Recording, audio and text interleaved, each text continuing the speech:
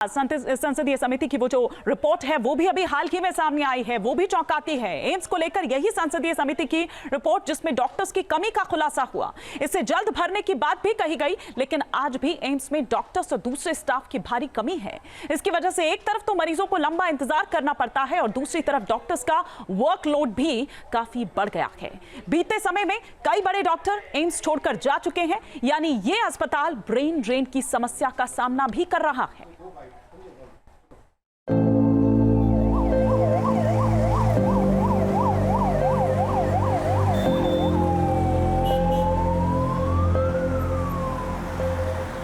नई दिल्ली के एम्स के डॉक्टर शानदार हैं, इलाज परफेक्ट है। यहां होने वाली मेडिकल रिसर्च तो वर्ल्ड क्लास की होती है, लेकिन एक आम मरीज को एम्स में इलाज करवाने में इतने पापड़ बेलने पड़ते हैं कि उसकी हिम्मत जवाब देने लगती है। एक ही चीज को 4-4 बार कराते हैं जी। 1 महीना हो गया, धक्के खा रही हैं। मुझे 1-1.5 महीना हो गया। मरीज जब एम्स की दहलीज पर कदम रखता है तो उसे ये मालूम नहीं होता कि उसका इलाज कितने दिन, महीनों या वर्षों में पूरा होगा। 5-6 महीने बता रहे हैं। 6 महीने की वेटिंग जी। लोगों को समस्या ये है कि जैसे जिसका सीरियस केस है उसको भी ये लोग डेट दे देते हैं 6-6 महीने का। उसे और उसके परिवार के लोगों को एम्स के कितने चक्कर काटने होंगे, कितने धक्के खाने होंगे। एम्स के इस मुख्य द्वार पर आते जाते हुए मरीज के जूते घिस जाते हैं, लेकिन उसे डेट नहीं मिलता है। बोलता है सबसे पहले आओ तो मिलेगा डेट। पर्चा बनने में भी दिक्कत आती है, कहते लाइन में लगो, कोई कहता 6 नंबर पे लगो, कोई कहता ट्रॉमा सेंटर में लगो। डॉक्टर की अपॉइंटमेंट से लेकर लैब टेस्ट और सर्जरी तक हर स्टेप पर लंबा वेटिंग पीरियड है, क्योंकि एम्स में फैकल्टी और नॉन फैकल्टी स्टाफ की भारी कमी है। 8 महीने के बाद मिला डेट तक। पर्ची में भी दिक्कत है, सर्ची में दिक्कत है। दवा लेने जाओ तो कहता जी दवा बाहर से लो। देश के सबसे प्रतिष्ठित सरकारी अस्पताल की ये हालत क्यों है, ये जानने और समझने के लिए न्यूज नेशन की टीम ऐसे सीनियर डॉक्टरों के पास पहुंची जो अपने करियर का बड़ा हिस्सा एम्स में सेवा करते हुए बिता चुके हैं। एम्स में असिस्टेंट प्रोफेसर के रूप में काम कर चुके डॉक्टर विजय कुमार कहते हैं कि नियुक्ति की प्रक्रिया काफी धीमी और जटिल है, जिससे फैकल्टी के पद लंबे समय तक खाली रहते हैं। समस्या जो है इसमें टाइम पर रिक्रूटमेंट्स ड्राइव नहीं होने की वजह से स्टाफ को लेकर भी और फैकल्टी को लेकर भी बड़ी जो है गंभीर समस्या उत्पन्न होती जा रही है। आप देखेंगे कि जैसे JR और SR के पद जो हैं हर 6 महीने में उसकी भर्ती निकलती है, प्रॉपर एग्जाम होता है, इंटरव्यू होता है और उनकी ज्वाइनिंग हो जाती है। तो कोई अगर 10 जुलाई को ज्वाइन कर रहा है तो अगली 10 जुलाई को वहाँ पर उसका जब भी टेन्योर ख़त्म होता है तो वहाँ पर भर्ती हो जाती है। लेकिन अगर कोई प्रोफेसर रिटायर होते हैं या कोई VRS लेते हैं, वो पद जो है सालों साल खाली पड़े रहते हैं। उनके लिए भर्ती एडवर्टाइजमेंट नहीं निकलती है तो अटकी रहती है। एम्स में फैकल्टी की 1/3 से अधिक पद रिक्त हैं। इसके चलते मरीजों को काफी दिक्कत होती है। अगर समय पर डॉक्टरों और दूसरे स्टाफ की नियुक्ति कर दी जाए तो मरीजों को काफी सहूलियत होगी और डॉक्टरों पर वर्कलोड भी कम हो जाएगा। इसके बारे में सरकार को एक ब्रेनस्टॉर्मिंग करने की ज़रूरत है। फैकल्टी के लिए भी टाइम बाउंड रिक्रूटमेंट ड्राइव्स होनी ज़रूरी है। आप हर 6 महीने में जहां जो पोस्ट क्रिएट हो रही है, जहां आप मशीनें, बेड खरीद रहे हैं, उसी के साथ साथ आपकी मिनिस्ट्री ऑफ फाइनेंशियल जो एक्सपेंडिचर में वहाँ पे फाइलें अटकी रहती हैं, उनको जो है कोई देखने वाला नहीं है। एम्स में फैकल्टी और नॉन फैकल्टी की भर्ती में देर के लिए बजट की समस्या नहीं है, क्योंकि सरकार ने एम्स को जितना फंड अलॉट किया था उसमें से बीती जनवरी तक करीब 81% ही खर्च हुआ। फिर भी फैकल्टी डॉक्टरों की नियुक्ति लंबे समय तक स्थगित रहने से जहां एम्स की सेवाएं प्रभावित होती हैं और इसका एक बड़ा साइड इफेक्ट ब्रेन ड्रेन के रूप में सामने आता है।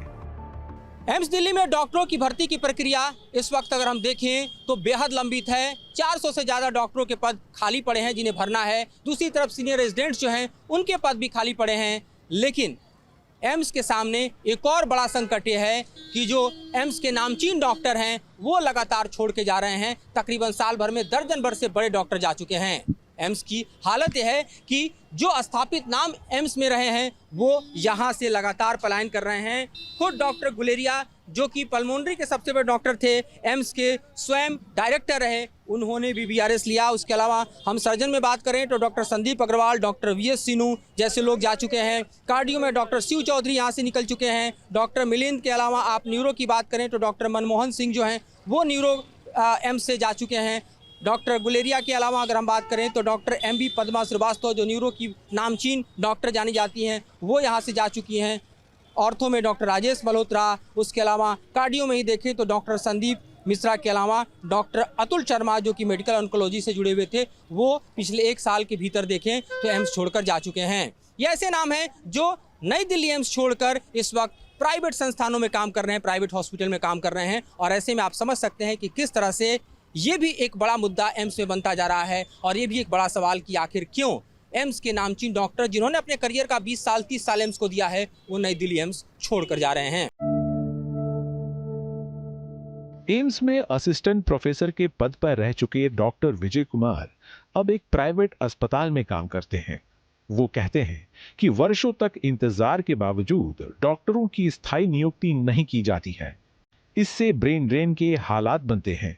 टाइमली जो लोग एम्स से पास हो रहे हैं या दूसरी जगहों से पास आउट हो रहे हैं, जो एकेडमिक्स में अपना जो है करियर देखते हैं, अपना भविष्य एकेडमिक्स में जाना चाहते हैं, उनको अगर टाइमली अपॉर्चुनिटी नहीं मिलती है, वो 1 साल 6 महीने तक इंतजार करना ठीक है, लेकिन 3-3 साल 4-4 साल 5-5 साल आपको अगर इंतजार करना पड़ेगा तो फिर ये बड़ा मुश्किल हो जाता है सर्वाइव कर पाना। और बहुत सी जगहों पर आप देखेंगे कि जो कॉन्ट्रेक्चुअल पोस्ट निकालते हैं उसमें जो तनख्वाह है फैकल्टी पोस्ट की आपके एसआर से भी कम होती है, जेआर से भी कम हो जाती है कई जगहों पर। करियर भी अगर श्योर होगा तो वो भी एक अच्छे से अपना भविष्य जो है एकेडमिक्स में लगाएंगे। नहीं तो लोग इंतज़ार करके या तो बाहर चले जाएंगे, ब्रेन ड्रेन होगा, या वो प्राइवेट हॉस्पिटल्स की तरफ चले जाएंगे और आपके पास फिर जो है अच्छे डॉक्टर्स हैं, अच्छी फैकल्टी है, वो बचेगी नहीं। डॉक्टर विजय कुमार के मुताबिक एम्स में कुछ ऐसे सेंटर हैं जहां स्टाफ की कमी के कारण मरीजों का समुचित इलाज नहीं हो पाता है। बहुत से जो नए नए सेंटर्स बनते हैं, मशीनें खरीद ली जाती हैं, बेड खरीद लिए जाते हैं, वेंटिलेटर्स खरीद लिए जाते हैं, लेकिन उनको चलाने वाले हाथ दिमाग हम भर्ती नहीं कर पाते हैं। ये बहुत ही बड़ा एक रिसोर्सेज का भी वेस्टेज हो रहा है। सरकार के पैसे का, टैक्स पेयर्स के पैसे का भी आप जो है नुकसान कर रहे हैं उन चीज़ों को व्यर्थ गंवा के। आप एम्स में जाके देखिए, मदर एंड चाइल्ड ब्लॉक जो नेशनल सेंटर फॉर एजिंग जो सीनियर सिटीजन्स के लिए बना है, वहाँ पे इतने सारे बेड हैं, लेकिन उनको सुचारू रूप से चलाने के लिए, फंक्शनल करने के लिए आपके पास स्टाफ नहीं है, आपके पास फैकल्टी नहीं है, तो वो बेड खाली पड़े हैं और मरीज बेचारे कतार में जो है उन्हें वापस भेज दिया जाता है कि रिग्रेट नो बेड्स अवेलेबल। वो किससे अपनी व्यथा कहें।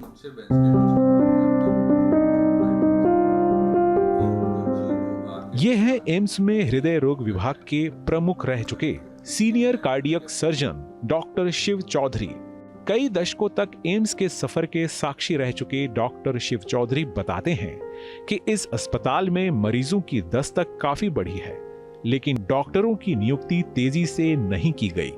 20 से 25 साल के बीच में ये नंबर एक्सपोनेंशियली ग्रो हुआ है।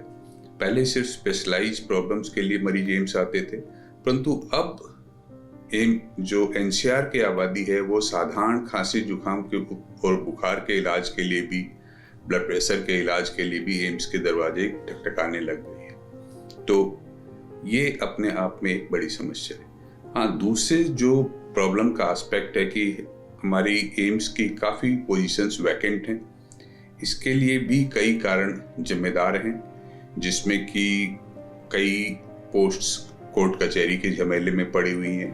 कुछ गवर्नमेंट की पॉलिसीज की वजह से उनमें रिक्रूटमेंट नहीं हो पा रहा है, या कुछ जो ऑनगोइंग प्रोसेस है उसके तहत खाली हैं, परंतु भरने में जो उनकी रिक्रूटमेंट की प्रोसेस है वो इतनी लेंथी है कि कुछ वक्त के लिए वो पोस्ट खाली रह जाती है। एम्स में दिल्ली एनसीआर से बाहर के मरीजों की अच्छी खासी तादाद होती है। गौर करने लायक बात है कि अब देश के तमाम राज्यों में एम्स का जाल बिछा दिया गया है, लेकिन उन राज्यों के मरीज भी नई दिल्ली के एम्स में इलाज कराने क्यों आते हैं?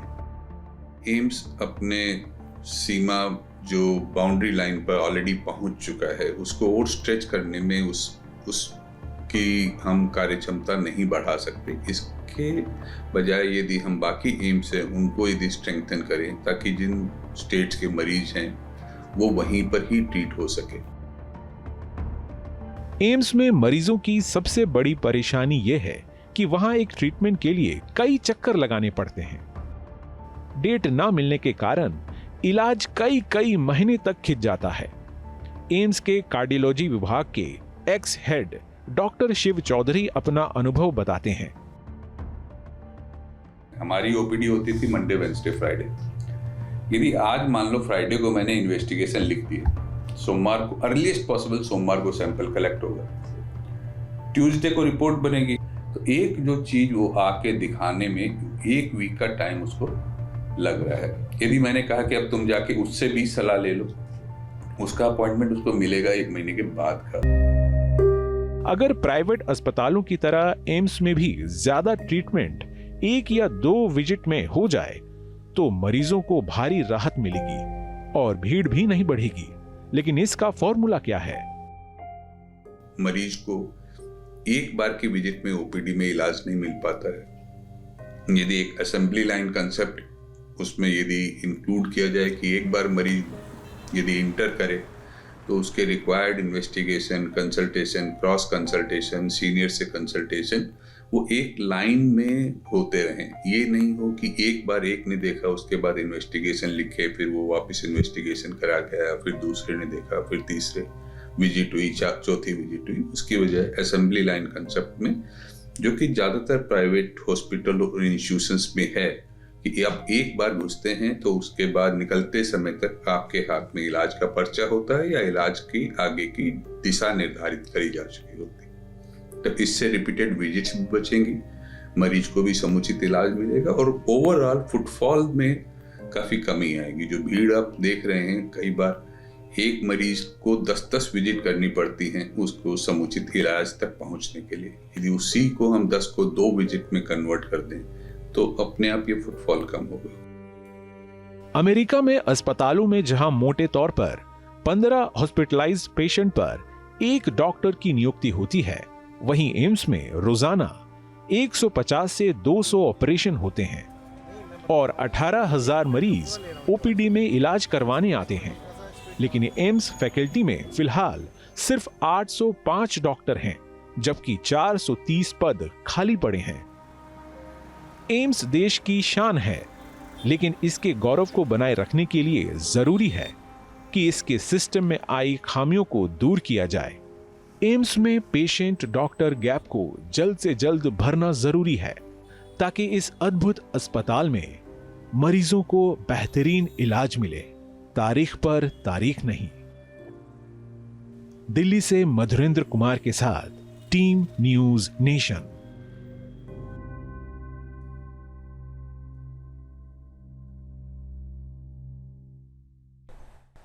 न्यूज नेशन अब व्हाट्सएप पर। खबरों के ताजा अपडेट के लिए न्यूज नेशन के इस QR कोड को स्कैन करें।